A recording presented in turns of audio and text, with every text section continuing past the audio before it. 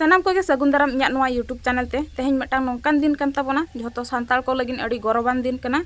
तेहेñ Lacan दिन रे अब सान्ताली ऑलचिकी स्क्रिप्ट 100 वर्ष पूरा किया और पंडित रघुनाथ मुर्मू तकिना जांगा पांजा पराइनी रे इñा गॉड जोहारिन चालेआ कि अब जाति अब भाषा अब कल्चरल जहाँ एक्टिविटीज को मेना ओना को पुथी पतब रे खदा दोहो लगिन और मिटांग आबो सान्ताली कम्युनिटी स्ट्रॉन्ग कम्युनिटी बनाव लगिन उनकिन ऑलचिकी स्क्रिप्ट लकान मिटांग अड़ी मारांग कमी किन कमी हटो का जहाँ की मिटांग बरदान लका आबो सान्ताल कम्युनिटी किन एम हटो का बोना अड़ीगान भाषा भाषी होर ठेन आकवा निजरा लिपि बचुना आकवा निजरा चिकी बचुना ओना खातिर ते उनको नितो आकवा कम्युनिटी बै बैते दाबोनोग कना दबाब कना और आकवा चिन्ह वर्ण मेटाव हजुग कना मेनखान आबो मिटांग बरदान लका चांद बंगा एम हटो का बनाय पंडित रघुनाथ मुर्मू तकिना जहाँ सृष्टि आबो ऑलचिकी स्क्रिप्ट ओना इदियाते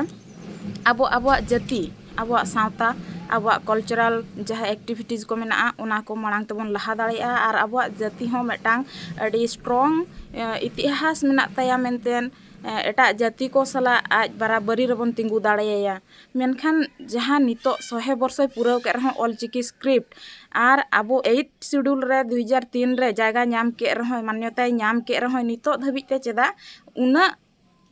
माने उना मात्रा रे उना प्रचार प्रसार बाय हुई दाड़ेया कना कि आबो जहाँ तिना सान्ताली ओना प्रचार प्रसार कथा मा ओना मा छाड़ो जहाँ आबो ना सान्ताल को मेना बोना आबो गेबन कुपुली मा आबो निजेते 100 वर्ष आबो स्क्रिप्ट पूरावेन रहो आबो आबोरिन ओड़ा रिन गिद्रा को तीना ऑलचिकी तको चेड अका तीना ऑलचिकी तको ऑल पढ़ाव कना को हो नोडे 10 बन एम दाड़ेया सरकार की सरकारी स्कूल रे मदर टंग ते मदर लैंग्वेज ते पढ़ा रना मिटांग प्रावधान मेना रहो आबोरिन गिद्रा को पढ़ा रना दाव बा एमा को कना सान्ताली ऑलचिकी ते टीचर बनु कुआ और आबोरिन गिद्रा को ओना खातिर ऑलचिकी बाको चेड अका को जहाँ आबोआ मिटांग लैंग्वेज मेना धरा जो आबो ओडिसा रिन कना बोन तो आबोआ दो ओडिया लैंग्वेज के प्रचलन कना और उनका गे एटा स्टेट रे दो आको जहाँ लैंग्वेज तको पढ़ा कना को आबो सान्ताल गिद्रा को ओना लैंग्वेज तके पढ़ाव को बढ़े कना को दोष दो सरकार बोन एम दाड़ेया मेनखान दायित्व दो आबोआ कना आबो निजेते ऑलचिकी निजेते चेड अते ओना बोन छारा पसनावा इन निजेते चेड रना इन रिकाया चेदा से नुनंग वर्ष इन पढ़ायना मेनखान इन दो ऑलचिकी ते दो बांगा ओडिया तिन पढ़ाव लेन तहन नोडे जामाय परेना बाबा तकिन किन चेड अका लिया ऑलचिकी ते बुही दो अड़ी बेस तिलिन पढ़ाव दाड़ेया ऑलचिकी मेनखान ओलो समय के कइलिन एटकेटोणेआ ओना दो दिनम हिलो प्रैक्टिस ते हालिन ठीक तलिया और जुदी अलिया भाषा चितान रे दाया मेना अलिया भाषा चितान रे गौरव मेना और भाषा चितान रे अलिया दुलड़ मेना इना खान दो मिदिन हिलो अलिन हो सान्ताल ऑलचिकी लगिन ते अलिया योगदान पूरा 100% लिंग एमा और नोआ दो अलिया प्रॉमिस कना तेहेኛ सान्ताली डे रे कि आगाम दिन रे नेल गया पे ना अलिन सान्ताली ते जहाना बांग जहाना कोराव लगिन लिंग कुरुमुटुई गया नोआ दो अलिया सान्ताली आबुआ कम्युनिटी चितान रे इन सान्ताल कनाኝ मेनतेन इन निजेतिन गौरवा ओना खातिर ते तो चलो तेहेñ मेन मुद्दा चितान रे बोन कथा लेन गे जहाँ कथा इन अड़ी दिन खोदा गे लई सनेኛ मेनखान ओना को इदियाते मिटांग सोशल इशू इदियाते रोड रना उना बन मने हेका जथात और इन निजे के उना सेना औरिन मनेआ कि इन नोआ सोसाइटी बारेते अब कल्चर बारेते अब नोआ जहाँ प्रॉब्लम को ओना को बारेते रोड लगिन योग्य होड़िन बनाव कना ज्ञान हो कटिज दरकार जहान जिनिस चितान रे जुदिम रोड़ा ओना इदियाते आमा इना के ज्ञान ताहेन दरकार जहाँ दारायते कि आम बाकी होड़ेम लई दाड़ेया कोम बुझाव दाड़ेया कोम तो ओना हिसाब ते इन निजे के खाटोñ मने खातिर उना कथा दो बኝ रोड़ा कि मेनखान तेहिं साय शर्मा पूरा कना और तिना गान प्रॉब्लम जहाँ नेलका आबुआ सान्ताल को इदियाते नोआ लैंग्वेज इदियाते ओना खातिर ते तेहिं दुñ रोड़े ताबोना जुदी जहाना ना इ बेबळिज बेभुलिन रोड़ेया इना खान दो मारांग होड़ हुई मेते भाबियाते और बांखान आपे बड़ायका जस्ती बड़ायका होड़ भाबियाते कटिज ना इका कኝ ताबोन पे तो इñा कुली कथा हुयुग कना आबुआ सान्ताली लैंग्वेज जहाँ ऑलचिकी बन मेता कना ओना 8 शेड्यूल रे होय नाम का जायगा मेनखान नितो धबिज ओना तिना कमी रे लगाव कना ओना आबो को लगिन तिना कमी रे को लगाव का को चलो स्कूल कॉलेज कथा गेसन मन लई के आलेरन गिद्रा ऑलचिकी नोआ खातिर बाको चेड का को कि सरकारी स्कूल रे टीचर बचु को ऑलचिकी लगिन ते मेनखान आबो जहाँ एरिया रे शेड्यूल ट्राइब को जहाँ करे मेना बना आबो सांताल जहाँ जायगा रे जस्ती जस्ती मेना बना ओना जायगा करना जहाँ पंचायत ऑफिस को ओना करे तिसिलो सांताली ऑलचिकी ते नोटिस बोर्ड लगा पे नेल का अब ब्लॉक ऑफिस रे जहाना को उड़ुगो कना नोटिस बोर्ड करे तिस पे नेल का ऑलचिकी ते लगा से जहाना माने आबो अतु टोला पाड़ा रे जहाना भांडान बेहा बापला करे आबो जहाँ बन ऑल तोले आबन माझी मोड़े हर दुड़ुब आते ओना हो आबो दो जेहेतु ऑलचिकी बाबो चेड कना ओना खातिर ते ओकोया लैंग्वेज बन ऑलया जहाँ आबो ओना स्टेट रे ताहेते जहाँ लैंग्वेज तेबन ऑल पढ़ाव कना ओना लैंग्वेज गेबन व्यवहार आबन तो नोडे दो परिवर्तन दो सरकार दो अगुयाय से बांगा ओना दो बन लई दाड़े मेनखान जुदी आबो बन चाहावा आबो जहाँ तिना सोसाइटी रे सांताल हर मेना बोना आबो बन चाहावा जहाँ लका आबो नितो अहुगे डीजे लागणे एनेज को हुयुग कना आखड़ा करे और सिंगल लागणे एनेज लकान मेटांग परंपरा मेना तमना कि सिंगल लागणे एनेज तो ओना को बादे जुदी चांदो रे मिट जेखा आबो अतु रे ऑलचिकी ओलो रेना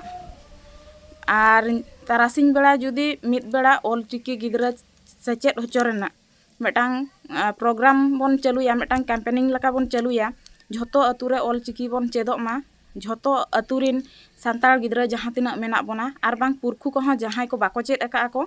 उनको को मेना बना इनखान सांताली ते ऑल पढ़ा बन चेदोग मा और चांदो रे मिट जेखा मेटांग कॉम्पिटिशन लका हुयुग मा सांताली ते ऑल रेना सांताली ते सेरेंग रेना सांताली ते आबो कल्चर करना जहाँ मारे कथा को जहाँ को गिद्रा को आबोरन बाको बड़ाय का ओना को सदर रेना इनखान दो निहाती इኛ आशा कि आबो सांताल लैंग्वेज दो सरकारी स्तरोते आबो रकाब लगिने चेष्टाय बाय चेष्टाय आबोते आबो बन रकाब दाड़ेया आबो ओना हुइना मेटांग कथा दोसर कथा हुयुग कना जहाँ अड़ीगान क्षेत्र रे नेल का जते बे नोडे आबो बारिपदा एमपीसी ऑटोनोमस कॉलेज रे हुयुग कान तहन मेटांग सेमिनार सांताल लैंग्वेज इदियाते उन समय क्वेश्चन ताहे कना जहाँ तो इनमा हाउस वाइफ कने ओना चिका ओड़ा रे ताहे तेगे इन बाहरे दुनिया रना खबर इन दोया तो मोबाइल थ्रो तेगे ओना दो ना इन बड़ाय का क्वेश्चन नोआ हुयुग कना जे ऑलचिकी ते पढ़ाते तिना हर चाकरी पे नाम का आर बांग तिना हर नितो धबी नौकरी चाकरी को नाम का को तो ओना कथा दो नोका इኛ हिसाब ते दो इᱧ उहर केआ कि आबो प्रेसर तीन रे मेटांग सरकार चेतान बन का दाड़े चाकरी उड़ुरना जेखन ओना लैंग्वेज ते पढ़ा गिद्रा संख्या ढेर तहना आबो मेमोरेंडम बन एम दाड़े आबो एमपी एमएलए थ्रो ते आबो अभियोग बन दाखल दाड़े आबो कलेक्टर ऑफिस चलाते अभियोग बन एम दाड़े तो नोआ को इदियाते जुदी आबो मेटांग लीगल वेते चलाते सरकार ठेन आबो बन दाखल दाड़े जे आलेरिन नोआ चिकीते पढ़ा संख्या गिद्रा नुना ढेर मेना को मेनखान आले लगिन ते चेन हो व्यवस्था बचुना हो चाकरी मेना टीचर प्रोफेसर करना तापरे विभिन्न ऑफिस रे जहाँ लका कि कल्चरल जहाना ताहेना ऑफिस को विभिन्न ट्राइब ये करना ओंडे हो ताहेना को और ट्रांसलेटर हो मेटांग सरकारी ऑफिस को दरकार को जहाँ जहाँ क्षेत्र रे अब सांताली पढ़ाते चाकरी नाम दरकार ओना को कई इनक्रीज दरकार ओना पोस्ट को और जहाँ दाराय तकी आबोरन गिद्रा नाम माको और झोतो खुदा मांग दो आबो दो चेंजेस जुदी अगु सनाय बना इनखान दो एजुकेशन खुदा बन स्टार्ट मा आबो झोतो जहाँ तिना सांताल गिद्रा मेना को उनको झोतो ऑलचिकीते ओलोग पढ़ा रना दाव को नाम मा ऑलचिकीते और ओना खातिर ते स्टेप हताव हुई आबोना आबो बन डिमांड मा आलेया पंचायत ऑफिस रे आले जहाँ पल्ली सभा ग्राम सभा हुयुग कना अतु तहत ते जहाँ के ना ओना करे सांताल ते भाषण अभिभाषण जहाँ आले को बुझाव आले कना ओना सांताल ते एम रेना और पंचायत करे सांताली ऑलचिकी लैंग्वेज यूज रेना ओना साथे आबो नुआ और मेटांग कैंपेनिंग बन स्टार्टा तेहें खोदा तेहें साय साल पूरा कना जहाँ तना डिजिटल क्रिएटर मेना बना डिजिटल झोतो हर के बन यूजा डिजिटल प्लेटफॉर्म जेमन कि फेसबुक इंस्टाग्राम और वगैरह वगैरह जहाँ तिना गे आपे पोस्ट आपे रील को एमान को ओना करे सब टाइटल को थंबनेल को ओना करे दो आबो सांताली एटा लैंग्वेज यूज साथे सांताली हो कई बन यूज में जुदी आबो तेहें खोदा नुआ 30 दिन कंटिन्यू बन दोहो किया और ᱵᱟᱹᱭ ᱵᱟᱹᱭᱛᱮ ᱱᱚᱝᱠᱟ ᱡᱟᱦᱟᱸᱭ ᱡᱚᱴᱟᱣ ᱠᱚ ᱥᱟᱞᱟᱜ ᱨᱚᱯᱚᱲ ᱞᱟᱹᱜᱤᱫ ᱦᱚᱸ ᱵᱷᱩᱞ ᱫᱚ ᱦᱩᱭᱩᱜ ᱜᱮᱭᱟ, ᱤᱧᱟᱹᱜ ᱦᱚᱸ ᱱᱟᱜ ᱵᱷᱩᱞ ᱦᱩᱭᱩᱜ ᱜᱮᱭᱟ, ᱤᱧ ᱡᱩᱫᱤ thumbnail ᱤᱧ ᱠᱨᱤᱭᱮᱴᱟ ᱤᱧᱟᱹᱜ ᱦᱚᱸ ᱵᱷᱩᱞ ᱦᱩᱭᱩᱜ ᱜᱮᱭᱟ, ᱢᱮᱱᱠᱷᱟᱱ ᱠᱳᱥᱤᱥ ᱜᱮ ᱢᱟᱨᱟᱝ ᱠᱟᱛᱷᱟ ᱠᱟᱱᱟ, ᱟᱹᱣᱨᱤ ᱵᱚᱱ ᱪᱷᱩᱴᱟᱹᱜ ᱵᱷᱩᱨ ᱚᱱᱟ ᱡᱤᱱᱤᱥ ᱨᱮ ᱟᱵᱚ ᱥᱚᱯᱷᱚᱞᱚᱛᱟ ᱪᱤᱠᱟᱹᱛᱮᱵᱚᱱ ᱧᱟᱢᱟ। तो तेहें खुदा अब नुआगे प्रमिस बन दहयमा आबोरेन जहाँ गिद्रा को मेना को उनको सानतार ते ऑल पढ़ा बन चेद होचो कोमा आर प्रत्येक अतु रे डीजे लागणे एनेज को बादे ओना लगिन जुदी समय बन उडुक दाड़े कना आबो निजर भाषा लगिन निजर जाति लगिन हो जेमन समय बन उडुकमा आर ऑलचिकी दो बन चेदोमा आबो लगिन तो सरकार चेद हो उनका विधिबद्ध व्यवस्था दो बाय ग्रहण रहे आबो जाति लगिन आबो सावता लगिन आबो बन ग्रहण मा मेटांग स्टेप आर झोतो होड़गे पढ़ा बन चेष्टा मा ऑलचिकी ते चेदोरना तापरे आर मेटांग कथा हुयुक कना जहाँ तीन रे आबो एजुकेशन सिस्टम बन बदला जहाँ तीन रे आबोरेन सानतार ते ओलोग पढ़ा गिद्रा संख्या ढेरोआ तबेना सरकार चेतान रे प्रेसर बन एम दाड़ाया बन आबो गिद्रा संख्या बन देखा दाड़ाया जे निना टी गिद्रा आलेरिन नोआ नोआ कोर्स कराते बाकी मेना को हो आर आबो ऑलचिकी ते दो पढ़ा साथे एटा लैंग्वेज ते पढ़ा दरकार जेमन कॉम्बिनेशन मेटांग ताहेन मा इने खान दो झोतो चाकरी बन हताव दाड़े बन आबो बाना आबो मेटांग नोंकान जाति रेन होड़ काना बन आबो झोतो लैंग्वेज अड्डी इजीली बन चेद दाड़े बन उन्ना बन टैलेंटेडा इना बड़ाय का पे आबो सांतार लैंग्वेज चेद लगिन ते एटा जाति होड़ बाको दाड़े मेनखान आकोआ लैंग्वेज दा आबो अड्डी लगन बन चेद गड का से बांगा तो तेहेन खोदा मेटांग प्रॉमिस पे कि हो इन इना जाति लगिन तेहेन खोदा भूल हुई होचनी किंतु सांतार ते मेटांग लाइन इन ओला तेहें खोदा इन रील्स को वीडियो को पोस्ट खान थंबनेल